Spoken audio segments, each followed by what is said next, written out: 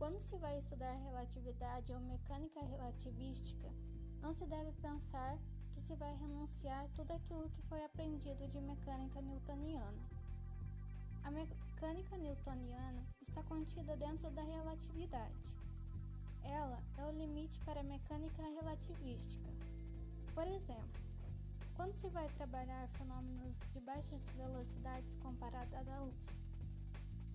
Vamos aprender sobre relatividade especial, também pode ser conhecida como uma relatividade restrita, que é de 1905.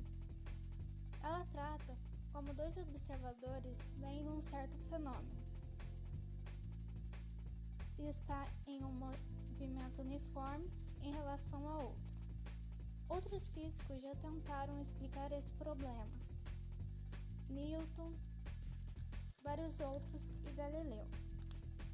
Galileu Galilei introduziu a ideia de referencial para dizer se um corpo está em movimento ou em repouso.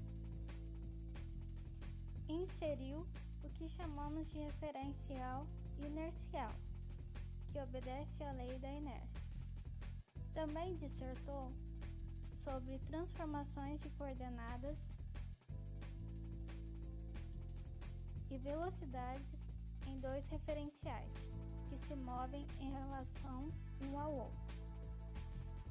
Também julgou que dois referenciais que são inerciais estão em velocidade constante.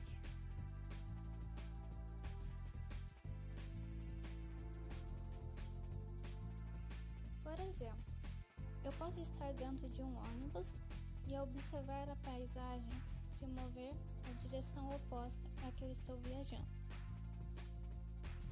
Tomando meu ponto como referencial, posso afirmar que estou parado, e é a paisagem que se move.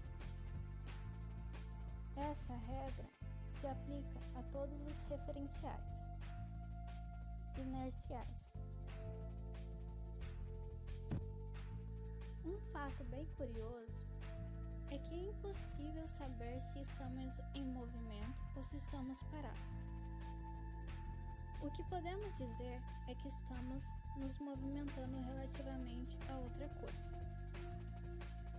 Isso pode ser muito bem explicado de acordo com a relatividade de Einstein. A relatividade de Einstein é sustentada por dois postulados.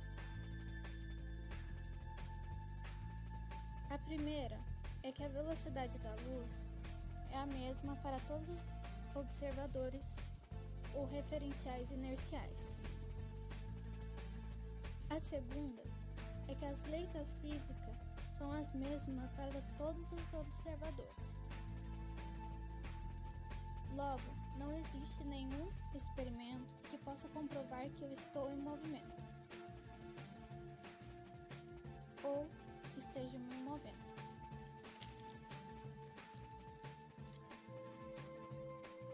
Esse ponto, leis da física, quer dizer que é uma generalização de ideias para um observador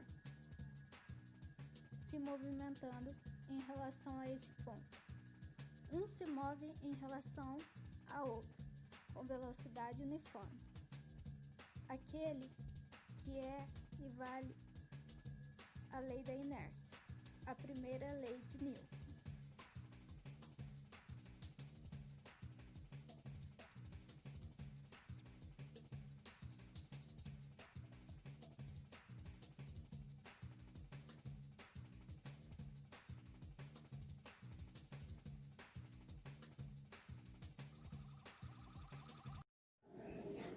Relatividade especial. Continuação.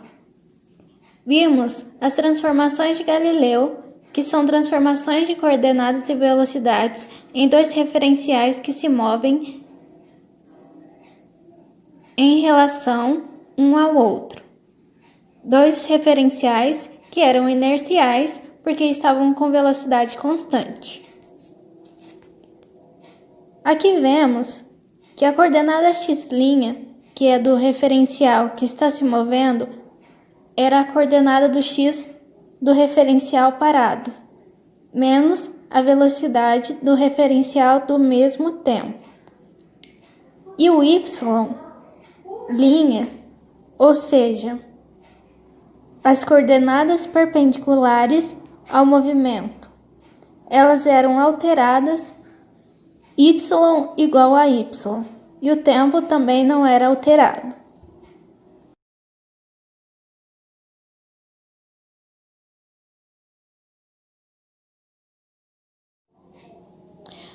Como temos mudança em comprimentos e tempos, não podemos mais usar as transformações de Galileu para objetos que se movem com velocidade muito grande, como a velocidade da luz.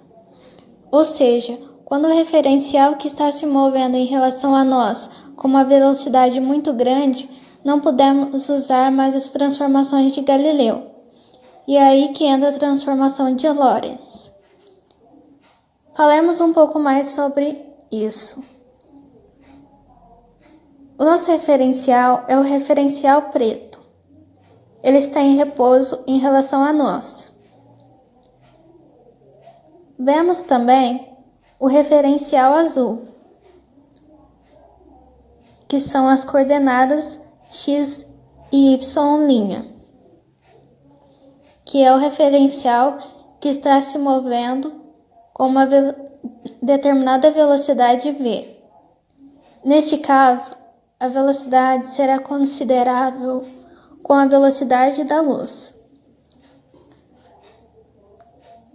Não poderemos mais supor as transformações de Galileu. Vamos supor outra transformação. Vamos supor a seguinte forma: cada coordenada x' do referencial azul vai ser, na verdade, um fator k, que não sabemos quanto é, que multiplica x menos vt. Ou seja, pegamos a transformação de Galileu que tínhamos antes e multiplicamos por um fator k. Porém, se existir um observador que está no referencial azul, a transformação que tem que valer para ele também.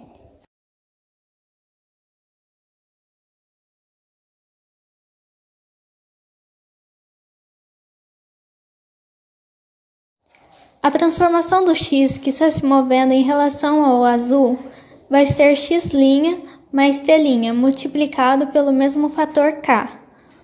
O mais na equação se deve ao pararmos o referencial azul, porque o preto vai estar se movendo no sentido contrário. Assim está suposta a equação.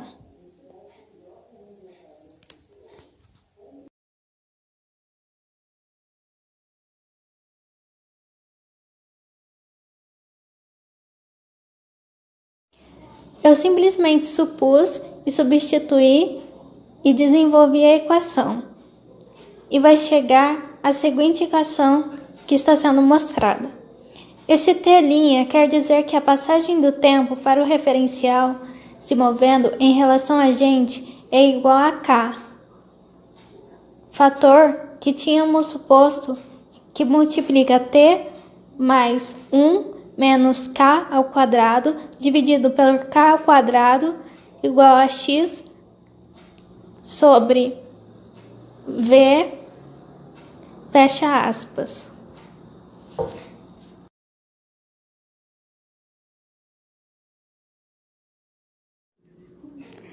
Vamos tentar descobrir que fator k é este.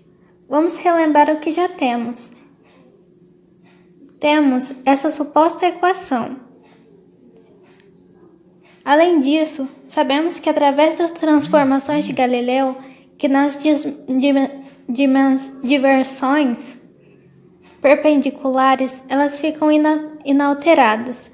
Se a gente pegar, substituir o que já sabemos, vai se chegar matematicamente à seguinte equação.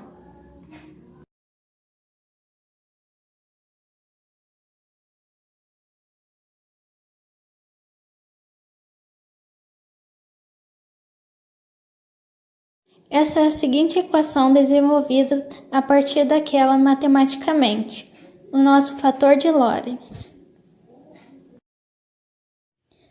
Vamos tentar saber que fator K é esse.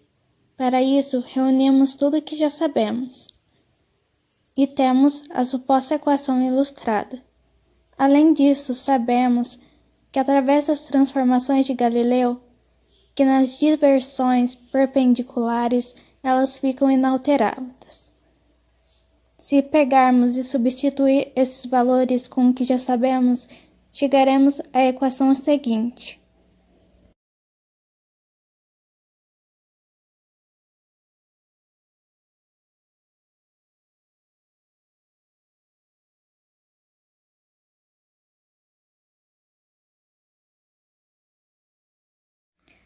Que é esse, o nosso fator de Lorentz.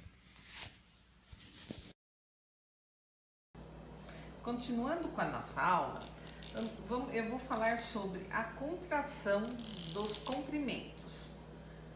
Imagine um sistema de referência e nesse sistema de referência, que eu vou chamar de R', ele possui uma coordenada Y' e X'. Nesse comprimento, nesse referencial, há um observador que vê uma régua ou um comprimento que vamos chamar de L', e ele possui uma coordenada X'A e X'B. E se move com uma velocidade U, sentido da direita.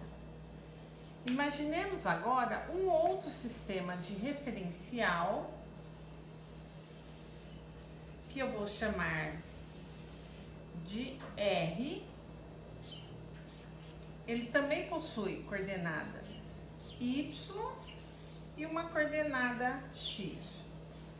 Também tem um observador que vai ver a mesma régua, só que as coordenadas dele serão XA e XB. Ele vai ver essa mesma régua com um comprimento L. Para o observador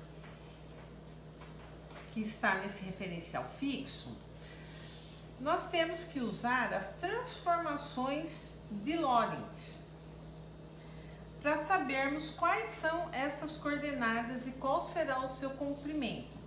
As transformações de Lorentz a gente chama de gama, que é o fator chamado fator de Lorentz. E ele é dado pela raiz quadrada de 1 menos a velocidade ao quadrado sobre a velocidade da luz ao quadrado, tudo isso dentro de uma raiz. Vamos fazer a relação agora entre as coordenadas e os comprimentos. Então, o X'A é igual ao X de A, que são simultâneos, menos a velocidade vezes o tempo de A sobre o fator de Lorentz. E o X'B, ele também tem a sua correspondente XB menos a velocidade e o tempo de B sobre o fator de Lorentz. Subtraindo X'B e X'A, temos XB menos XA sobre o gama. X'B e X'A é o comprimento L'. E o XB menos XA é o L sobre o gama, sobre o fator de Lorentz. podemos concluir que o L é igual ao fator de Lorentz vezes o comprimento. Esse comprimento é o do referencial que está em movimento. E esse L corresponde ao referencial do repouso em relação à régua que está no movimento. Importante.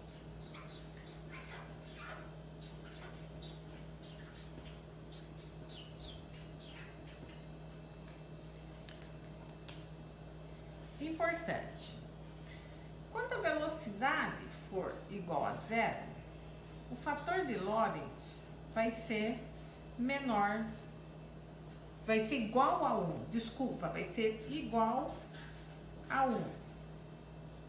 Quando a velocidade for diferente de zero, o fator de Lorentz vai ser menor que 1. O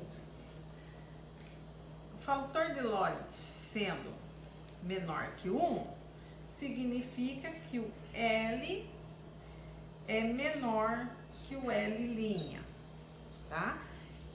Podemos dizer que o comprimento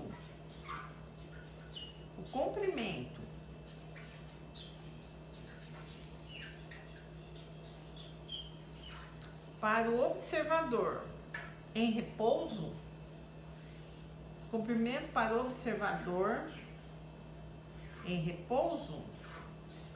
ele é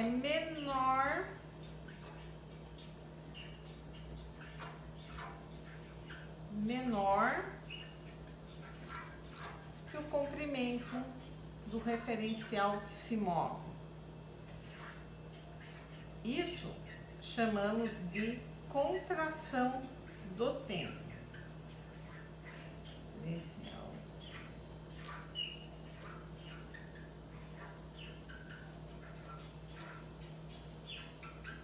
A contração do tempo é real? Não, não é real.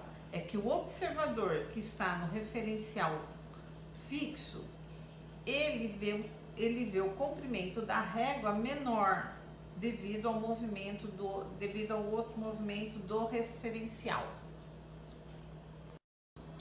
Vamos a um exemplo. Uma espaçonave passa pela Terra com uma velocidade de 990 c. A velocidade ela é 990. Um membro da tripulação verifica o comprimento da espaçonave e obtém o valor de 400 metros. Qual o comprimento da espaçonave medido por observadores na Terra? Bom, a velocidade, que a gente chama de U, é 990 c. A tripulação, um membro da tripulação, mede essa espaçonave e obtém um valor de 400 metros. Então, aí é o L', porque o observador está na espaçonave. A pergunta é: qual o comprimento da espaçonave medido por observadores na Terra? Na verdade, o problema é que vocês querem que calculemos o L. Sabemos que o L é dado por L' vezes o fator de Lorentz, que é 1 menos U quadrado, C quadrado, tudo isso dentro da raiz. L é 400, que é o comprimento na espaçonave, multiplicado pela raiz quadrada de 1 menos a velocidade ao quadrado sobre a velocidade da luz também ao quadrado. Fazendo aqui, temos que 0,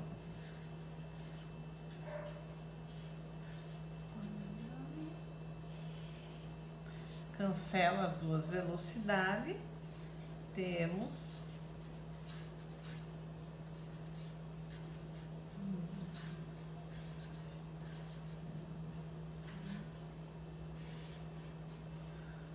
encontramos um comprimento de 56 metros. Esse comprimento é o comprimento visto por observadores na Terra. Se vocês notarem, ele é bem menor do que o comprimento, aproximadamente 8 vezes menor que o comprimento da espaçonave medido no espaço. Bom, agora dando continuidade ao nosso assunto, relatividade especial restrita, né, que nós estávamos falando.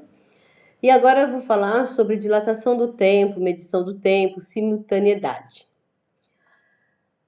Vamos falar sobre medição de intervalo de tempo em diferentes referenciais de inércia, a partir da relatividade restrita de Einstein. A simultaneidade é relativa, depende do referencial inercial. Como já visto, no caso, né, da contração do comprimento, ela varia de acordo com o referencial. Da mesma forma, a medição do tempo no espaço sofrerá dilatação do tempo no espaço, de acordo com o referencial inercial. Se ele está em movimento, com velocidade constante ou em repouso, a medição do intervalo de tempo ocorre em simultaneidade, porém seus tempos serão diferentes, como vamos ver a seguir. Agora eu vou colocar um vídeo para vocês que a gente vai poder observar melhor do que é que eu estou falando. Então, observem bem, ó. Aqui eu tenho dois relógios, um relógio na Terra e o outro relógio no espaço, ok? Então, olha só. Essa nave, né, no caso, ela vai, o astronauta alienígena aqui, né, ele vai percorrer um determinado caminho. Mas eu peço a atenção de vocês para que vocês observem o relógio, o que vai acontecer, ó. Percebam que aqui eles estão exatamente iguais, neste ponto. Vou dar o start aqui. E a velocidade do astronauta aqui, né, a velocidade dessa nave aqui, é 0,8 a velocidade da luz. Observem o relógio. Como vocês podem ver, tá? O tempo aqui, ó, da nave, né, do foguete, ele foi menor do que o tempo da Terra. Olha só, aqui marca 15 horas e 45 minutos, tá? Ele deu um início, né, de meio-dia, então chegou 15 horas e 45 minutos. Só que o mesmo relógio, no mesmo momento, tá? Na Terra, tá medindo 18 horas e 15 minutos. Então, para vocês verem que existe uma diferença, tá? Que os tempos serão diferentes, de acordo com o referencial.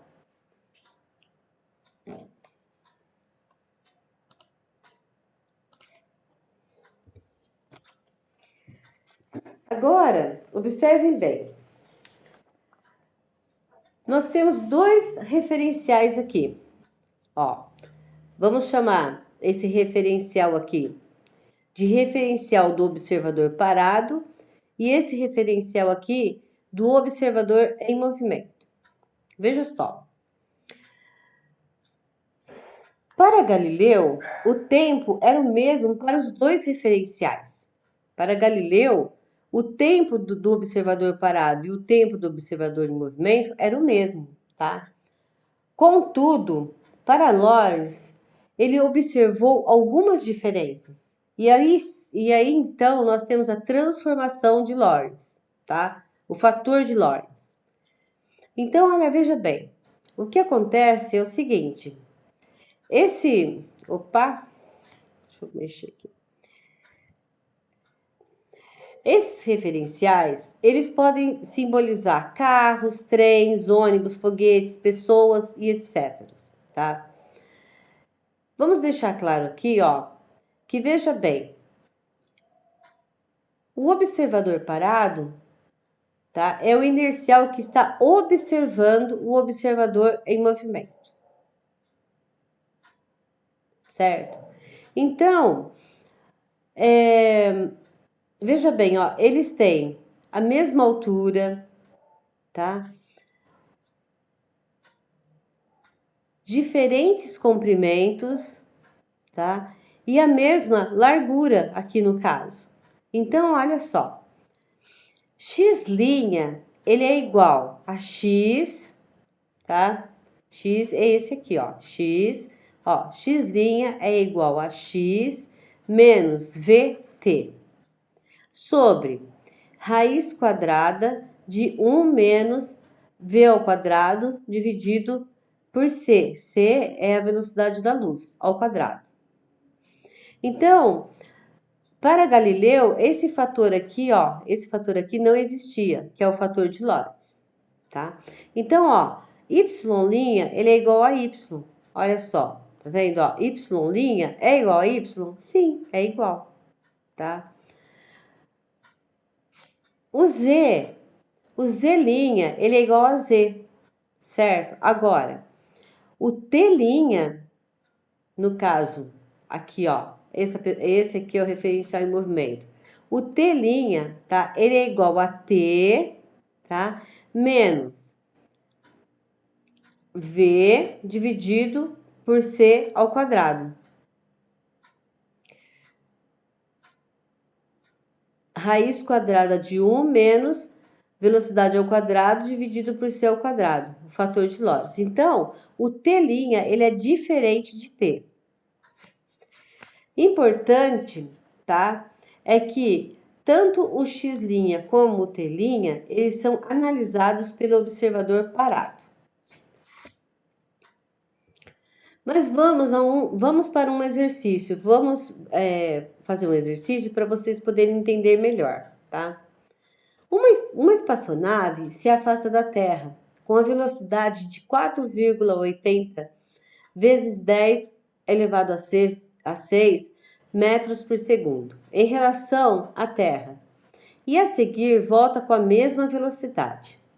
A espaçonave transporta um relógio atômico que foi cuidadosamente sincronizado com outro relógio que permaneceu na Terra.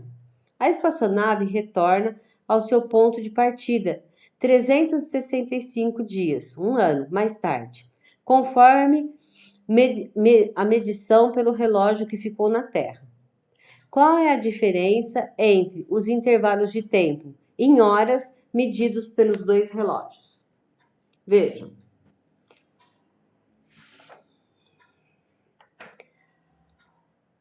Qual dos relógios que ficou na Terra? Qual dos relógios, o que ficou na Terra ou o da espaçonave, indica o menor intervalo de tempo? Bom, então vamos analisar.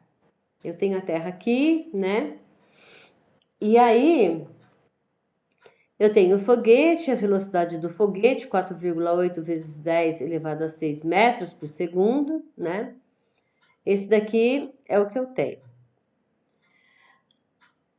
O tempo que foi medido na Terra foi 365 dias.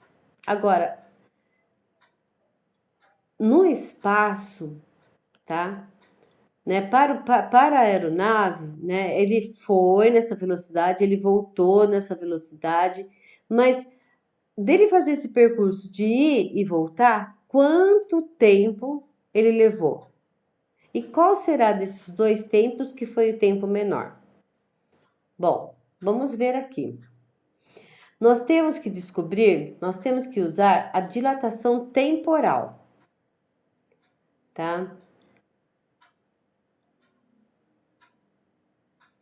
Que é essa equação aqui, ó, ΔT igual a ΔT' sobre o fator de Lorentz aqui, ó, 1 menos velocidade ao quadrado dividido pela velocidade da luz ao quadrado, tá? Então, aqui nós temos que definir quem que vai ser ΔT e quem que vai ser ΔT'. No caso, o ΔT é o tempo comum, será a Terra, e o T' é o tempo próprio, que a maioria das vezes é de quem está em movimento. Aqui, ó. T' é de quem está em movimento. No caso, a nave, tá?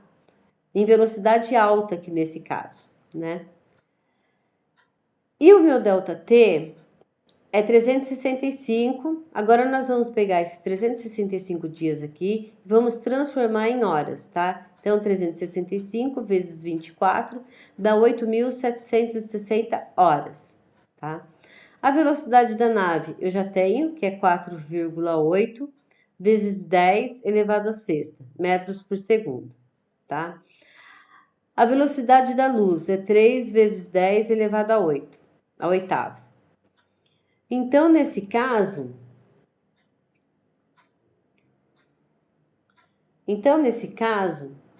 preciso achar V sobre C, que vai ser... Peraí, meu cursor tá aqui. Ó, velocidade sobre a velocidade constante da luz. A velocidade é 4,8 vezes 10 elevado a sexta, vezes 3 elevado a 10 elevado a 8. Isso daqui vai me dar 1,6 vezes 10 a menos 2, tá? Bom, agora aqui, ó, eu já tinha feito essa transformação. Veja bem, eu vou pegar o meu ΔT, que é 8.760 horas, tá? E quem que eu quero? Eu quero o meu ΔT', tá? Então, dividido aqui, ó, pelo fator de Lorentz, fazendo esses cálculos todos, nós vamos chegar aqui que ΔT' é igual a 8.758,88 horas. Bom, agora ficou fácil, né? Nós vamos ver qual foi a diferença de tempo. Então, vai ser ΔT menos ΔT', que vai ser 8.760 menos 8.758,88, que é igual a 1 hora e 12 minutos. A diferença aqui, tá? Então, essa aqui responde a alternativa A. E aqui, ó, respondendo a alternativa B, qual dos relógios que ficou na Terra